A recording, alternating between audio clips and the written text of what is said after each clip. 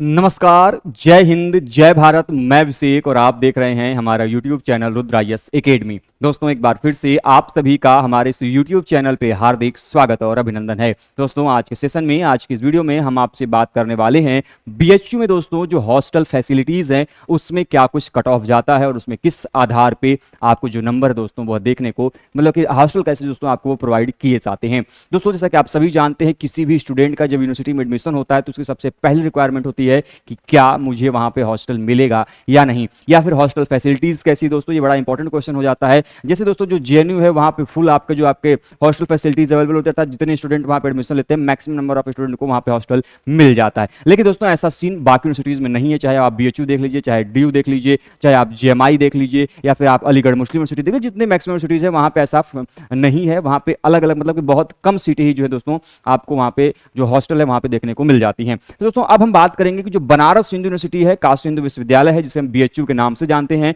वहां पे दोस्तों जो हॉस्टल फैसिलिटीज है उसकी कट ऑफ क्या जाती है और किस आधार पे जो है कि आपको नंबर जो हॉस्टल है वो आपको प्रोवाइड किया जाता है। दोस्तों यहाँ पे सबसे बड़े दो फैक्टर हैं। जब आपको हॉस्टल प्रोवाइड किया जाएगा तो उसके दो बड़े फैक्टर दोस्तों कि आपके जो CUET में मार्क्स आए हैं, कितने नंबर आए हैं दोस्तों, और आपकी उसके आधार पे क्या रैंक आई है। जैसे मान लीजिए कि आपने किसी कोर्स में अप्लाई किया, मान लीजिए आप BA में हैं, या फिर ठीक है मास्टर्स के किसी कोर्स में हैं, या फिर किसी प्रोफेशनल कोर्स में जैसे LLB वगैरह में, तो आपकी जब कट ऑफ, जब आप रजिस्ट्रेशन पोर्टल पे जब रजिस्ट्रेशन कराएंगे तो आपकी जो मेरिट लिस्ट बनेगी तो वहां पे आपको रैंक बताया जाएगा कि आपकी कितनी रैंक है।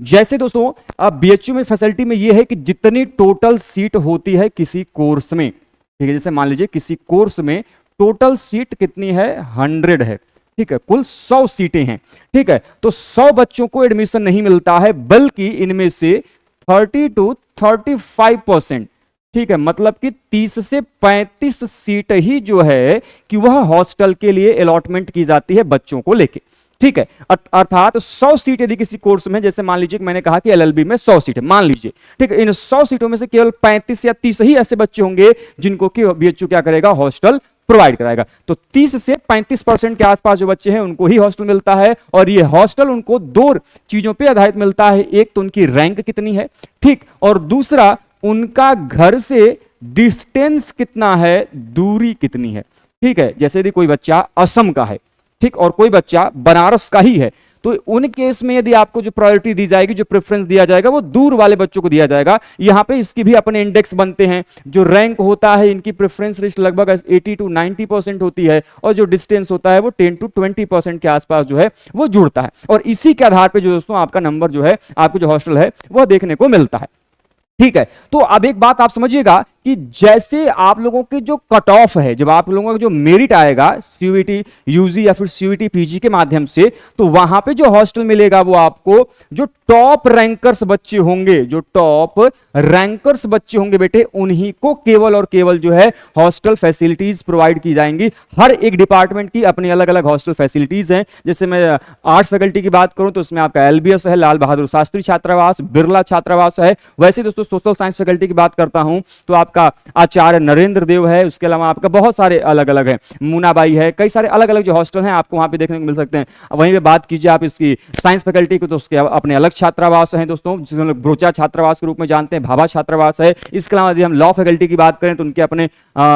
भगवान दास छात्रावास है, चाणक्य छात्रावास है, डॉक्टर भीमराव अंबेडकर छात्रावास है। तो कई सारे अलग अलग फैकल्टीज के अलग अलग छात्रावास हैं, और इन सभी छात्रावास का आवंटन दोस्तों आपके जो टॉप रैंकर्स होते हैं, अर्थात पूरे कोर्स के 30 to 35% यदि आपके रैंक हैं, ठीक है, टॉप 30 to 35% बच्चों में यदि आप आ रहे हैं उस कोर्स के, तभी दोस्तों आपके चांसेस होंगे कि आपको जो है कि यहां पे एडमिशन मिले। अच्छा, एक चीज मैं आपको और बता दूं कि हॉस्टल में कैटेगरी जो है वो जनरल, SC और ST को रिजर्वेशन मिलता है, ठीक है। हॉस्टल फैसिलिटीज में OBC को जो रिजर्वेशन है वो BHU में नहीं है। तो यहां पे आप जो OBC का रिजर्वेशन अपने कोर्स में ले रहे थे, ऐसा जो आपको जो रिजर्वेशन है वो हॉस्टल फैसिलिटीज में देखने को नहीं मिलेगा। ये मैं आपको पहले ही स्पष्ट कर दूं, इसको लेके काफी बवाल भी हो चुका है। तो आई होप दोस्तों कि हॉस्टल कैसे मिलता है, लगभग कितनी कट ऑफ जाती है, आपको यह अंदाजा लग गया होगा। मान लीजिए किसी कोर्स में जो कट ऑफ है वो 200 गया, ठीक है, 300 नंबर का पेपर गया, और ठीक है जनरल कैटेगरी की जो कट ऑफ है वो 200 गया, ठीक है। तो ऐसा नहीं होगा कि वह कैंडिडेट जो 110 नंबर पा रहा है उसको हॉस्टल मिल जाएगा, नहीं। जो टॉप रैंकर्स बच्चे होंगे 200 से लेके 180 170 के आसपास जो नंबर पाने वाले बच्चे होंगे उन्हीं को जो आपके हॉस्टल फैसिलिटीज है चांसेस है कि उनको मिलेगा, बाकी लोगों को चांसेस जो हॉस्टल नहीं मिलेगा। उसी प्रकार एससी की जो कट ऑफ है, एसटी की जो कट ऑफ है, उसके आधार पर जो है उनको वहां पे हॉस्टल फैसिलिटीज प्रोवाइड कराई जाएंगी। यहां पे ओबीसी जो है एज अ जनरल ट्रीट किए जाते हैं, इस चीज को भी ध्यान में रखिएगा। तो उम्मीद करते हैं दोस्तों कि ये जानकारी आपके लिए फायदेमंद साबित रही होगी। यदि दोस्तों आपको फिर भी कोई क्वेश्चन है, कोई डाउट है, तो आप हमें कमेंट बॉक्स के माध्यम से जुड़ के पूछ सकते हैं। तो दोस्तों मिलते हैं इसी प्रकार के अपडेट और इंफॉर्मेशन के साथ नेक्स्ट वीडियो में। तब तक के लिए दोस्तों स्वस्थ रहिए, मस्त रहिए। जय हिंद, जय भारत, हर हर महादेव।